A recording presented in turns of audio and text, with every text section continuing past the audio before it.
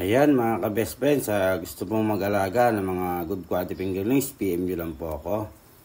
Ayan, tara samahan nyo kami mga ka-best friend at dideliveran natin yung isa nating customer dito lang po sa malapit sa ating area, dito lang po sa Gawing Balok mga ka-best friend.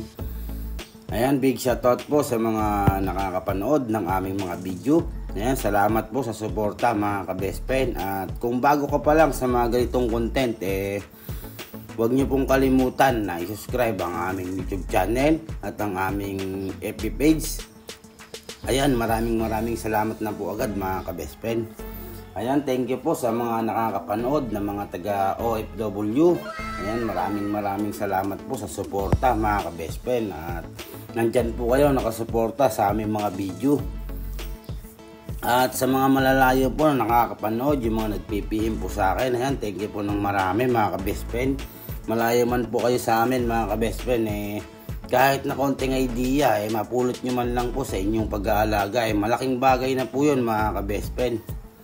Para kung sakali po na magka-problema po yung isda nyo at di nyo alam ang inyong gagawin, PM nyo lang po ako mga ka-best friend. At magre-reply naman po ako sa inyo mga ka-best friend.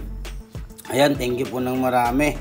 Lalong-lalo na po sa mga naging customer namin dito sa Nueva Ecija. Diyan po sa Gawing Pangasinan. Diyan po sa Ilocos, sa Isabela, at diyan po sa Tarlac. Abangan nyo po yung dadalawin natin na taga Tarlac mga ka-best friend. At maluwang po yung kakargahan natin dyan sa area na yan. Kaya sa mga taga Tarlac, big shoutout po sa inyo. At yan nga po mga ka-best friend, dumating na nga po tayo sa area. Nakakargan po natin yung isang butas ni sir. Ayan, nakita nyo naman po mga ka-best friend. Yan po yung lagi natin pinapakita sa video.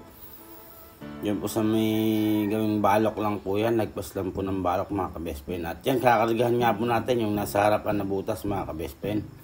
Ayan, thank you po ng marami sa lahat po ng nakakapanood ng aming mga video. Salamat po sa walang sawang pagsuporta mga ka-best friend. At sana suportahan niyo pa po kami na makita niyo po yung mga ginagawa namin sa araw-araw mga ka-best friend. Thank you po ng marami.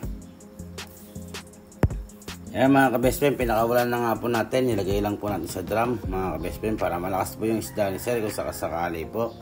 At pag dumalaw po tayo dyan mga ka-best friend, i-update po namin sa inyo kung ano na po ba yung naging lagay ng alaga ni sir. Ayan, sa mga nakakapanood po na hindi po naiintindihan kung ano po yung pinapaliwanag ko sa inyo mga ka-best friend, tawagan nyo na lang po ako mga ka-best friend para mas madali pong ipaliwanag kung sakasakali. At yun nga po mga ka-best friend, nakita nyo naman po yung pinakawalan natin. Ayan, salamat sir sa tiwala at sa amin ka po lagi nagtitiwala na magkarga ng inyong alaga. At yun lang, thank you and God bless. Ingat po tayo sa araw-araw mga ka-best friend.